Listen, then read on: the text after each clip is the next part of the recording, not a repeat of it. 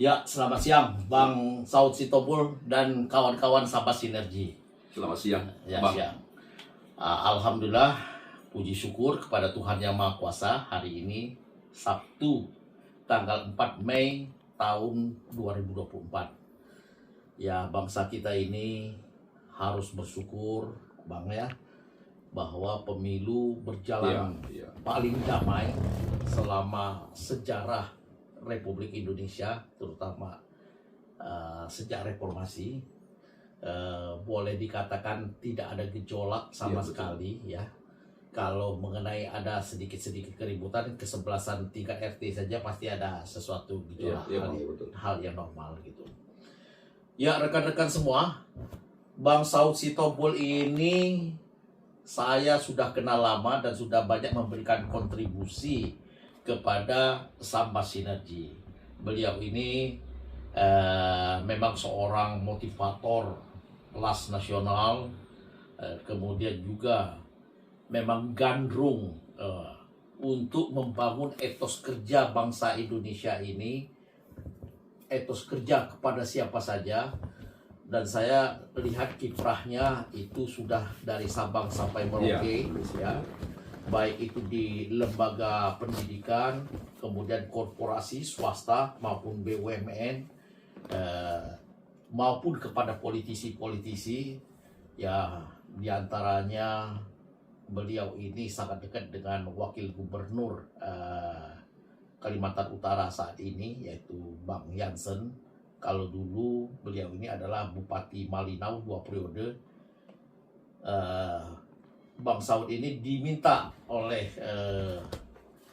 Pak Jansen sebagai bupati, dan pada waktu itu beliau sebagai kader Demokrat, bagaimana supaya meningkatkan jumlah anggota dewan dari Partai Demokrat. Dan pada waktu itu saya ingat betul, itu terjadi suatu perubahan yang luar biasa, betul. dari 2 orang menjadi 8 orang, ya. Betul Bang. Iya, Gitu. dari 12. Dari 12. Jadi 3/4 anggota Dewan Kalimantan Utara itu dari Demokrat, setelah beliau memberikan satu pandangan-pandangan kepada kader Demokrat bagaimana caranya mengambil hati masyarakat, Iya, betul. tanpa dengan politik Betul. uang. No money politik. No money politik gitu. Ya, kita bincang-bincang, ini Iya. kesempatan yang Terima berharga, kasih, Bang. Bang. Terima Terima kasih, kasih kehadirannya gitu. Mungkin Abang bisa ceritakan tentang mengenai etos kerja. Iya, oke. Ya, itu aja, silakan Oke. Bang Saud. Baik, Bang. Sahabat penonton, nama saya adalah Saud Sitopul, etos master dan motivator nasional. Sejak 2003 sampai sekarang saya keliling Indonesia. Mengapa? Karena saya memiliki misi namanya membangun etos dan karakter unggul bangsa. Ya, Terima kasih, Bang. Ya, saya diundang ke sini. Ini kesempatan berharga. Bangsa ini bangsa yang besar. Ya. Lengkap, sumber daya alam dahsyat, jumlah sumber daya manusia dahsyat yang disebut dengan bonus demografi, bila mana itu nanti dikelola dengan baik. Mengapa? Bonus demografi itu artinya kan bonus, artinya dari kata bonum, kebaikan. Jumlah yang besar ini akan menjadi kebaikan bagi bangsa dan dunia bila mana etos kerja diperkuat mulai anak-anak, remaja, sampai profesional. Mengapa etos kerja ini penting? Boleh kita perhatikan, bangsa-bangsa yang maju sekarang ajukan 3 kali pertanyaan, pasti karena etos kerjanya atau karakternya unggul. Pasti itu. Bangsa ini pun pasti dahsyat luar biasa kalau kita bersama-sama, termasuk juga kepada Pak Prabowo dengan Pak Gibran. Saran saya, usul saya sebagai yang biasa keliling Indonesia, tolong nanti diperkuat itu kembali, diperkuat kembali Pancasila. Dan juga revolusi mental dari Pak Joko itu solusi untuk bangsa. Revolusi mental dari Pak Joko itu kan 3. 1, namanya integritas. Yang kedua adalah etos kerja unggul. Yang ketiga adalah gotong royong. Mengapa ini menjadi nilai utama bagi bangsa ditetapkan oleh Pak Joko? Itu pertama, ya kita tidak menghakimi, tapi kenyataannya kan cenderung orang suka mengambil yang bukan haknya ketika dipercaya atau dikasih amanah jabatan. Artinya, kalau seluruh pejabat, pengusaha, dan seterusnya memiliki integritas, maka korupsi itu kan zero. Itu pasti berdampak besar terhadap satu, contoh bagi generasi muda. Yang kedua, pengelolaan negara pun pasti dasar luar biasa, tepat pada sasaran. Yang kedua, mengapa Pak Jokowi itu menyarankan dibutuhkan etos kerja unggul? Itu solusi dari ternyata masalah bangsa ini, kalau bicara produktivitas, kita masih di bawah. Dalam 1 jam baru $12 kontribusi pada negara. Di negara lain per jam itu sudah 122, khususnya Eropa. Artinya nggak perlu kita salahkan, tapi apa solusinya? Yang ketiga, kenapa Pak Jokowi itu misalnya memperkuat itu gotong royong? Bangsa ini akan mandiri kalau satu, kita bersatu dan selalu kita mau mengelola sumber daya alam ini untuk bangsa. Itulah secara umum. Jadi Pak Prabowo dan Mas Gibran, usul saya, hidupkan kembali. Boleh orang berkata revolusi mental gagal. Tidak gagal, hanya belum diinternalisasi. Tapi bagi saya pribadi sebagai pengejar etos, itu adalah solusi persoalan bangsa ini secara holistik. Kalau dikatakan gagal, tidak usah jauh-jauh revolusi mental. Kitab suci itu sampai sekarang pun nggak lulus melakukan. Padahal tiap minggu, tiap hari itu diajarkan kitab suci kita masing-masing. Jadi, teman-teman sebangsa, mari kita dukung Pak Prabowo dengan Mas Gibran ke depan supaya diinternalisasi kembali itu revolusi mental. Nah, kembali kepada ini, Bang. Kepada 8 etos kerja profesional. Kita bersyukur ada namanya Pak Jansen Sinamo menemukan satu solusi terhadap bangsa ini. Jadi kenapa muncul 8 etos kerja ini? Sebenarnya itu solusi dari peristiwa 88. Itu disebut namanya kan adalah krisis holistik. Ya. Nah, beliau merenung karena berpengalaman dulu beliau di Dale Carnegie, menemukan ada 8 etos untuk menjadi solusi terhadap persoalan bangsa di segala bidang. Nah, yang pertama, sahabat penonton dan juga teman-teman di Sambas Group, tolong kita sepakat dulu apa yang dimaksud dengan etos. Etos itu kalau secara umum adalah semangat, spirit. Jadi bangsa atau orang yang memiliki etos, satu cirinya dalam semua situasi tetap menampilkan semangat. Ada uang semangat, tidak ada uang tambah semangat. Itu kan? Itu luar biasa itu. Ada kebanyakan orang ada uang semangat, tidak ada uang patah semangat kan? Ya, itu berarti kan semangatnya dari luar. Padahal semangat itu kan spirit, ruh. Ya. Ruh yang ditiupkan pada kita. Jadi kalau itu kita pakai apapun terjadi juga semangat. Tetapi kalau bahasa ilmiahnya etos itu adalah kalau dari Webster, keyakinan yang berfungsi sebagai panduan tingkah laku bagi seseorang, sekelompok orang, dan juga organisasi. Jadi belief system. Semakin tinggi iman seseorang, apapun agamanya, pasti dia anti korupsi, pasti menjaga integritas, pasti kinerjanya unggul, juga pasti menjaga persatuan apapun perbedaannya. Jadi, etos itu adalah keyakinan yang berfungsi sebagai panduan tingkah laku. Nah, kita menyebut gini, Bang. Etos itu adalah akar kesuksesan personal, organisasional. Jadi baik kita sebagai personal, apapun profesinya, apapun jabatannya, dan juga organisasi negara, perusahaan juga, atau organisasi sosial. Jadi etos itu akar kesuksesan. Nah, kenapa dikatakan akar kesuksesan? Metafornya adalah sebatang pohon. Bila ingin mendapatkan buah yang banyak, rawatlah akarnya. Bila ingin mendapatkan buah yang banyak, rawatlah akarnya. Buah itu kan kontribusi, buah itu kan kinerja, kan itu kan. Nah, kalau kita lihat sebatang pohon, semakin dalam akar pohon, Bang, semakin kuat menahan terpan angin. Yang kedua, semakin dalam akar pohon, semakin banyak mendapatkan sari makanan untuk menghasilkan buah yang banyak. Maka kalau bangsa ini ingin hebat, perkuatlah etos kerja pribadi dan juga grup, baik itu organisasi negara, maupun BUMN, maupun itu perusahaan swasta, ataupun sekolah-sekolah atau individu.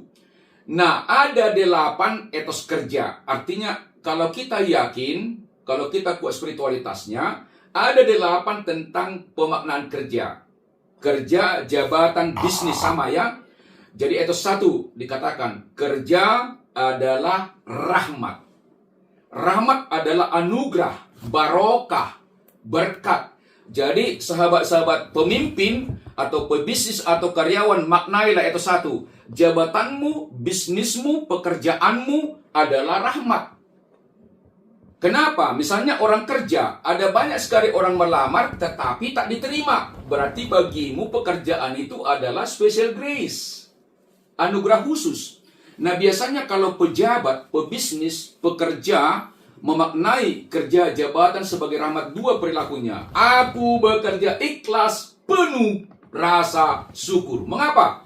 Karena Sang Pencipta gratis, grace, rahmat itu kan gratia, gratis, kan gratis dikasih. Jadi bukan karena kekuatan kita. Usaha kita pun kalau berhasil, coba oksigen nggak ada, mana mungkin kita berhasil? Misalnya Bang Hairul terkenal dalam kepengacaraan di sini, banyak klien kan. Itu kan Bapak berusaha, tapi itu kan anugerah dikasih modal oksigen. Contoh, dari mana kita tahu kita ini mendapatkan anugerah? Ada 3 anugerah umum. Semua orang mendapat tanpa kecuali. Pertama, mendapatkan oksigen. Oksigen itu kan anugerah. Tanpa kita bayar itu kecuali masuk rumah sakit kan? Nah, yang kedua, cahaya matahari. Coba matahari tidak ada, gelap dunia ini kan? Bagaimana kita beraktivitas? Yang ketiga, tanah untuk diinjak. Jadi jabatan juga rahmat, tapi disebut namanya rahmat khusus. Tidak semua orang bisa menjabat, tidak semua orang berbisnis, tidak semua orang bekerja. Kan itu baginya adalah diberikan khusus. Keluarga kita, keahlian kita disebut namanya special grace. Yang ketiga, ada juga namanya rahmat terselubung. Dia datang melalui malapetaka. Jadi oleh karena itu, sebenarnya kenapa dalam konsep Muslim itu disebut namanya rahmatan lil alamin? Karena kita memang sudah lebih dahulu mendapatkan rahmat. Kalau di Nasrani itu, jadilah saluran berkat karena dia sudah mendapatkan berkat banyak. Ada umum, oksigen tadi, ada khusus kesehatan, jabatan, ada terselubung. Penderitaan juga. Kenapa? Biasanya orang kalau nggak menderita, kurang dekat dengan Sang Pencipta kan? Atau mungkin kerugian teman-teman pengusaha. Tenang aja, kalau Anda rugi, bubar, bangkit lagi. Atau teman-teman pekerja, misalnya di PHK, jangan usah masuk pengaduan kemana. Mungkin jadi pengusaha Anda kan. Jadi oleh karena itu kekuatan itu satu adalah membuat kita menjadi bersyukur dalam segala hal. Kan itu kan? Itu satu. Nah, kedua juga, tolong jangan kita maknai jabatan itu, rahmat, jabatan itu, bisnis itu hanya rahmat. Karena rahmat tadi kan dari kata grace, gratia, gratis. Hati-hati. Teman-teman pejabat, jangan maknai jabatan itu hanya rahmat, tetapi juga amanah. Mengapa? Kalau hanya kita maknai pekerjaan, bisnis, pekerjaan bisnis itu adalah sebagai rahmat, nanti barang-barang kantor kita gunakan untuk kepentingan pribadi. Hati-hati. Ingat, di situ ada namanya makna amanah. Amanah. Ya, harus nah, misalnya Pak Prabowo, Mas Gibran, atau nanti DPR, itu amanah. Dari mana? Dari atas, dari Sang Pencipta, melalui suara rakyat. Kan itu kan?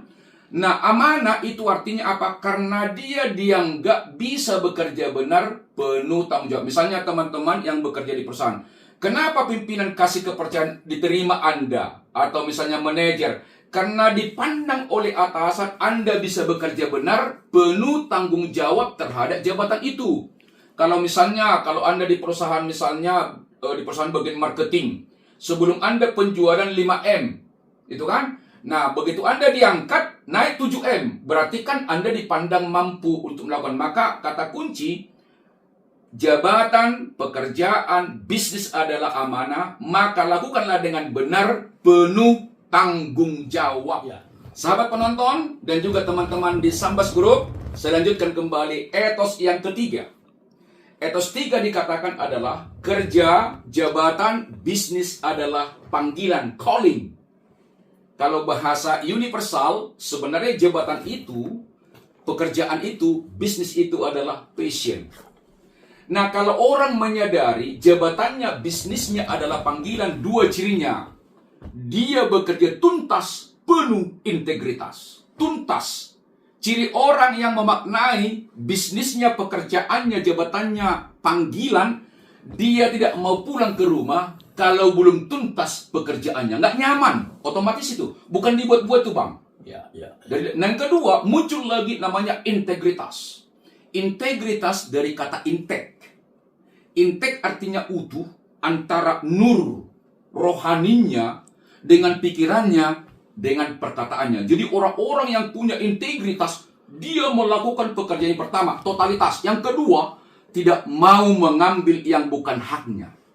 Tanpa sadar, sahabat penonton, ada 3 cenderung manusia. Pertama, suka mengambil yang bukan haknya.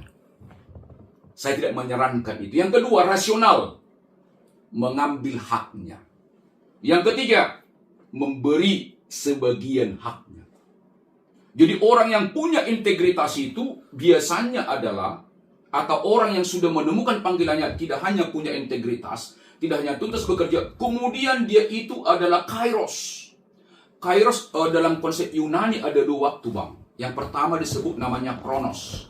Kronos itu adalah berjalan waktu dari jam 1 siang, kembali malam, berputar seperti itu begitu saja. Jam 6 bekerja, jam 8 sampai jam 5. Itu berjalan waktu sebagaimana adanya. Yang kedua, kairos. Kairos itulah kesempatan, tapi berhubungan dengan spiritualitas. Artinya, pejabat itu selama 1 hari bekerja, pebisnis itu pekerja, menghadirkan sang pencipta di ruang mejanya. Dikontrol oleh sang pencipta. Dikontrol. Maka kalau Ebit Jale berkata, Tuhan ada di sini, di dalam hati ini, berusahalah agar dia tersenyum.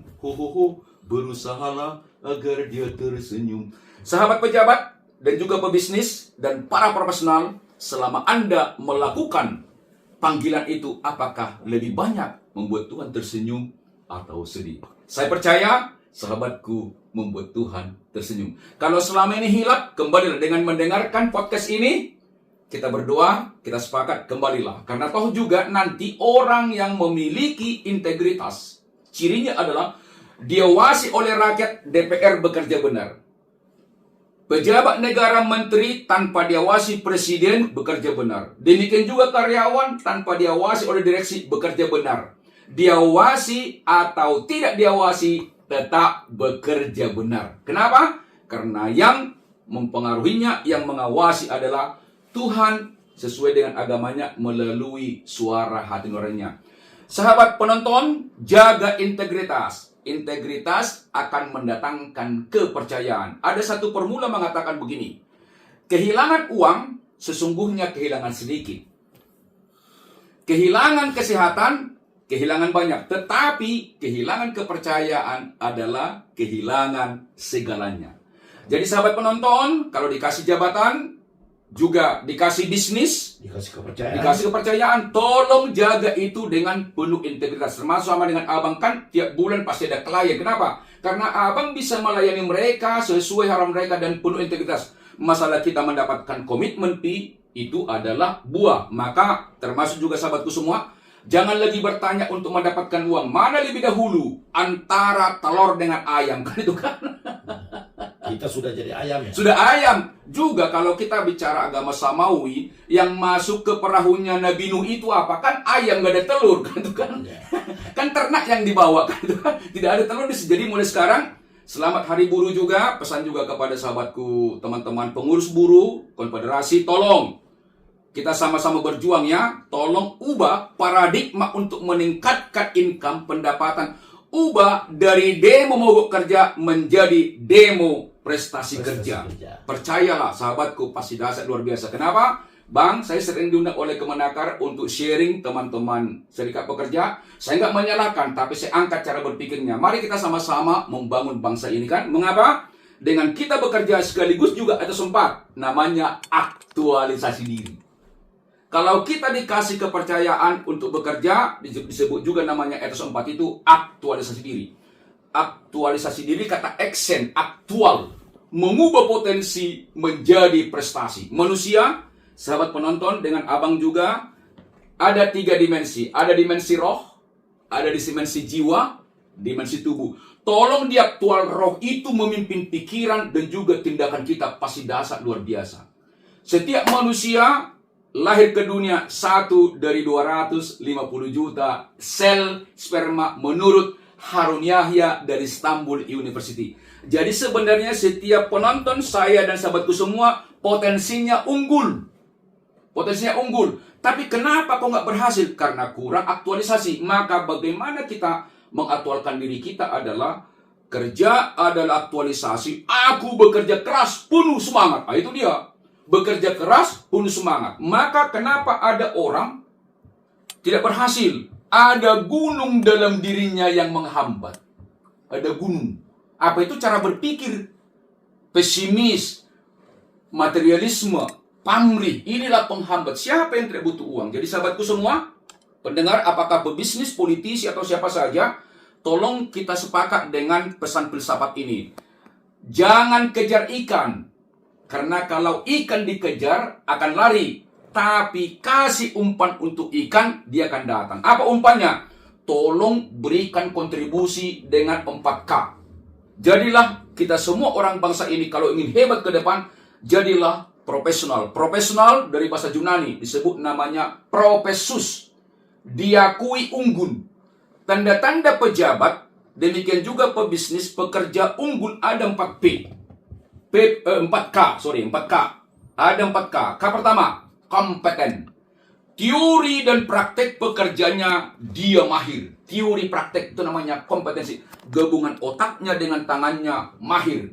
Yang kedua, karakter. Termasuk 8 etos ini kalau diinternalisasi, itulah karakter. Termasuk juga di BUMN kan ada 8 budaya, ada 6. Ada 6. Akhlak. Amanah, itu kan. Anak amanah, kemudian juga kompeten, kemudian juga harmonis, loyal, adaptif, kolaboratif. Ini juga pesan kepada Pak Menteri. Kalau ingin BUMN hebat, tolong diwajibkan itu diinternalisasi di masing-masing BUMN. Itu sama dengan 8 etos kerja juga dalam bentuk spesifik. Jadi kembali pada etos kerja yang keempat, kerja adaptalisasi. Kenapa orang gagal? Karena ada toxic, karena ada racun di pikirannya selalu menghambat. Nah, oleh karena itu, bagaimana caranya untuk mengubah itu? Gunakan namanya 4P. Bagaimana mengubah cara berpikir negatif menjadi positif? Gunakanlah namanya 4P. 1P. Coba sekarang periksa cara berpikir kita itu apakah cenderung negatif atau positif. Periksa setiap hari. Kalau ada peristiwa kita cenderung melihat negatifnya atau positifnya. Kan itu periksa. Yang kedua, pilah. Mana pikiran yang negatif, mana yang positif. Pilah ya. Baru yang ketiga, pimpin. Hapus itu yang negatif, teruskan yang positif. Yang keempat adalah pelihara dan juga pupuk. Maka dikatakan ada istilah begini sahabat penonton, masalah yang kita hadapi tidaklah penting, tetapi respon kita terhadap masalah itu adalah segala-galanya. Jadi sekarang, apapun yang dialami oleh politisi, oleh pejabat, pengusaha, pekerja, atau siapa saja, coba dengar respon, negatif atau positif. Begitu negatif, stop. Reframing, bingkai menjadi positif. Termasuk sahabat-sahabatku yang main di media sosial, di Twitter, stoplah pesan-pesan negatif. Pertama, itu merugikan diri Anda dari sisi mental. Yang baca pun demikian, gak ada gunanya. Lebih berharga kita menyampaikan pesan-pesan positif kepada pemerintah atau kepada siapapun. Rugi akhirat, rugi dunia. Yang membaca pun kita menjadi terganggu pikirannya. Kalau saya pribadi kan, begitu saya lihat itu, saya nggak baca. Kenapa? Saya nggak mau masuk ke bawah sadar saya kan? Kenapa? Karakter kita terbentuk dari 4 hal. Apa yang didengar, apa yang dilihat, apa yang dirasakan, apa yang dilakukan. Termasuk yang dilihat, dibacakan. Jadi sekali lagi tolong teman-teman orang netizen, sahabatku yang luar biasa. Kita semua punya agama, diajarkan kebaikan. Stoplah pesan-pesan negatif. Lebih bagus sampaikanlah pesan-pesan yang positif. Siapapun nanti ya presiden ketika diangkat, siapapun gubernur, apakah pilihan Anda atau tidak, sampaikanlah pesan yang positif supaya yang di atas tersenyum melihat bangsa ini. Kalau ingin menjadi bangsa yang adil, makmur, tangguh, sejahtera. Yang kelima, kerja adalah ibadah. Ibadah ritual adalah di rumah-rumah ibadah, di masjid, di kelenteng, di pura. Tapi ibadah yang sejati, ibadah spiritual, setiap detik adalah ibadah. Maka disebut namanya Tuhan itu, Allah itu maha hadir, omnipresent. Maka sahabatku sebangsa yang mendengarkan video ini, apapun keyakinanmu, hadirkanlah Sang Pencipta di ruang pekerjaanmu atau di mana saja pun. Maka apa rumusan perilakunya? Kalau orang sadar kerja adalah ibadah, 2 cirinya. Aku bekerja serius, penuh kecintaan. Sama dengan kalau Pak Ustadz atau khotib itu atau pendeta berkhotbah, kita kan serius mendengar. Jadi kalau ada teman-teman, apakah di rumah ibadah apapun, kalau main HP sambil ada khotbah atau di sana ceramah, itu saya kira nggak bertentangan dengan hakikat keseriusan itu. Demikian juga bekerja. Nah kemudian, serius itu ikutilah aturan perusahaan. Ikutilah aturan negara tanpa diperintahkan. Nah kemudian penuh kecintaan. The power of love.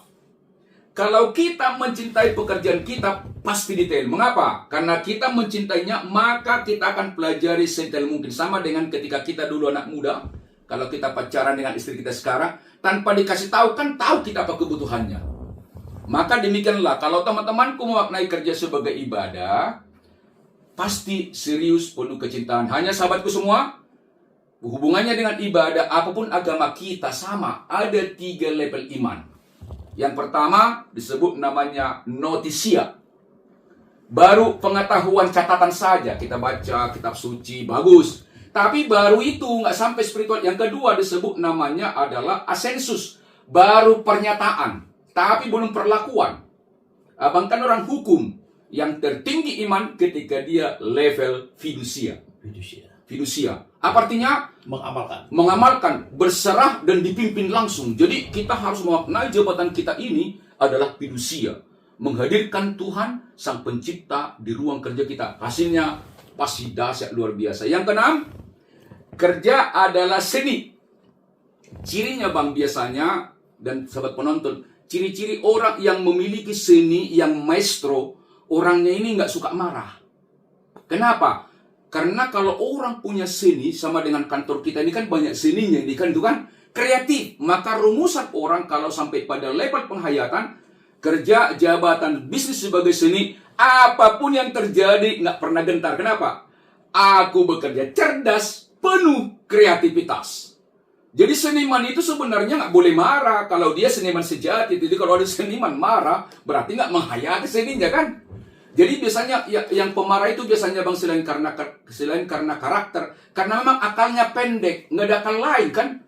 Ya kalau akalnya orang itu misalnya banyak kreativitas kan nggak mungkin kan itu kan? Nah dari kecerdasan aku bekerja cerdas, penuh kreativitas. Kecerdasan setidaknya 3. 1, kecerdasan intelektual, kemampuan berpikir. Yang kedua, kecerdasan emosional. Kemampuan merasakan perasaan orang lain, maka dia menahan diri. Yang ketiga, kecerdasan spiritual. Bagaimana menyatu, kalau di Muslim kan hablu minallah, hablu minan nas. Kedua juga, dahulukan yang di atas, kau dapat dunia selalu dari atas. Kalau di Kristen itu, tetapi cari dahulu kerajaan Allah dan kebenarnya, maka semuanya itu akan ditambahkan kepadamu. Itulah dasar dari kreativitas. Kemudian juga, sebenarnya Bang, sumber kreativitas dari Sang Pencipta, apa buktinya? Saat ini kurang lebih orang sudah 5 miliar di dunia ini. Tak satu pun wajahnya sama. Apa artinya hubungannya dengan 105 tadi kan? Semakin dekat dengan Sang Pencipta, pasti semakin kreatif. Kenapa? Ada ruh yang mengarahkan.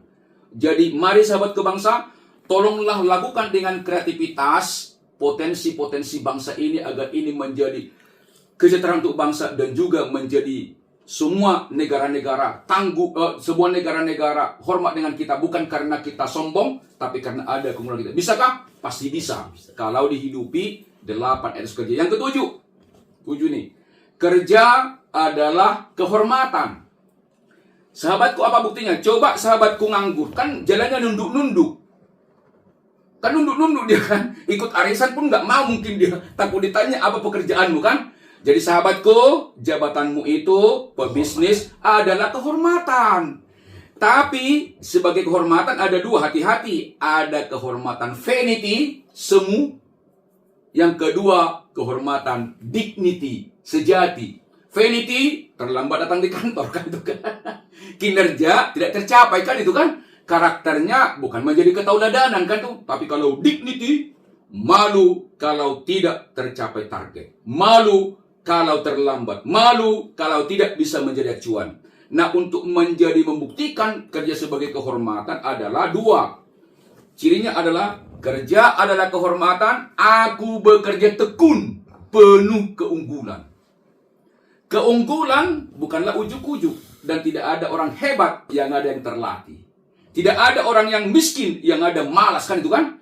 Tidak ada orang yang sejahtera yang ada tekun bekerja. Maka kalau ingin sahabatku dihormati, lakukan pekerjaan dengan tekun, karena dengan ketekunan itu adalah mendapatkan keunggulan. Keunggulan dalam karakter, keunggulan dalam kompetensi, keunggulan dalam kinerja. Nah, yang tadi itu yang dua belum saya jelaskan.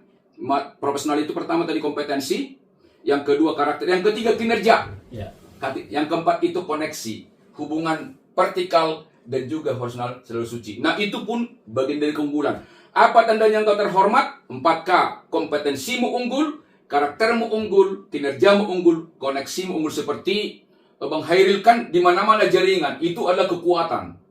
Jangan pernah berseteru dengan siapapun. Kenapa? Itu menghilangkan rezeki kita. Semakin banyak sahabat kita, peluang semakin ada. Yang terakhir, etos 1 sampai etos 7 itu cenderung masih membekali diri. Yang dirasakan oleh customer, oleh masyarakat adalah etos 8. Kerja adalah pelayanan. Artinya apa? Memenuhi kebutuhan customer, memenuhi kebutuhan rakyat. Kalau teman-teman politisi, tolong fokus pada rakyat. Kalau abang sebagai pengacara, tolong kliennya apa masalahnya dia, tolong solusi. Saya sebagai motivator juga apa kebutuhan, apakah peningkatan kompetensi, apakah peningkatan karakter, apakah peningkatan kinerja, apakah peningkatan komunikasi. Jadi sahabatku semua, tolong kenali apa sebenarnya kebutuhan dari customer kita. Kita digerakkan oleh kebutuhan. Maka dikatakan dalam hakikat marketing adalah memenuhi kebutuhan. Nah, untuk memenuhi kebutuhan dibutuhkan 2. 1, bekerja sempurna, penuh kerendahan hati. Jadi kata kunci pelayanan itulah bekerja sempurna, penuh kerendahan hati. Apa sempurna? Di atas harapan dari klien. Harus surplus. Yang kedua adalah untuk menjadi tahu kita kebutuhan pelanggan harus dibutuhkan namanya sifat rendah hati. Sebenarnya dalam konteks spiritual ada 3 manusia. Manusia paling rendah sombong. Padahal kelebihan kita itu kan karena sombong. Yang kedua, rendah hati. Yang ketiga, altruism. Dia rela berkorban demi kliennya dan dia tidak merasa rugi. Itu juga ada hubungannya dengan itu tadi panggilan. Selain dia kairos lupa waktu, rela dia berkorban, altruism. Jadi sahabatku semua, kesimpulannya adalah kalau teman-teman di negara, pejabat negara, pengusaha, pebisnis, politisi, tokoh-tokoh agama, komunitas apa saja pun, lakukanlah 8 etos ini menjadi spirit, menjadi perilaku, yaitu etos 1, kerja adalah rahmat, aku bekerja ikhlas, penuh rasa syukur. Etos 2, kerja adalah amanah, aku bekerja benar, penuh tanggung jawab. Etos 3, kerja adalah panggilan, aku bekerja tuntas, penuh integritas. Etos 4, kerja adalah aktualisasi, aku bekerja keras, penuh semangat. Etos 5, kerja adalah ibadah, aku bekerja serius, penuh kecintaan. Etos 6, kerja adalah seni, aku bekerja cerdas, penuh kreativitas. Etos 7, kerja adalah kehormatan, aku bekerja tekun, penuh keunggulan. Etos yang ke-8 adalah kerja adalah pelayanan, aku bekerja sempurna, penuh kerendahan hati. Bila mana sahabatku melakukan ini, Indonesia benar-benar negara adil, makmur, tangguh, dan luar biasa. Dan masyarakat kita pun pasti menjadi bonus demografi. Artinya banyak, tetapi juga menjadi barokah, menjadi kebaikan bagi bangsa kita. Termasuk rencana kita mau dikirim ke Jepang itu, tolong kita bekali itu nanti ya, supaya siap. Pemuda kita ini perlu dibekali.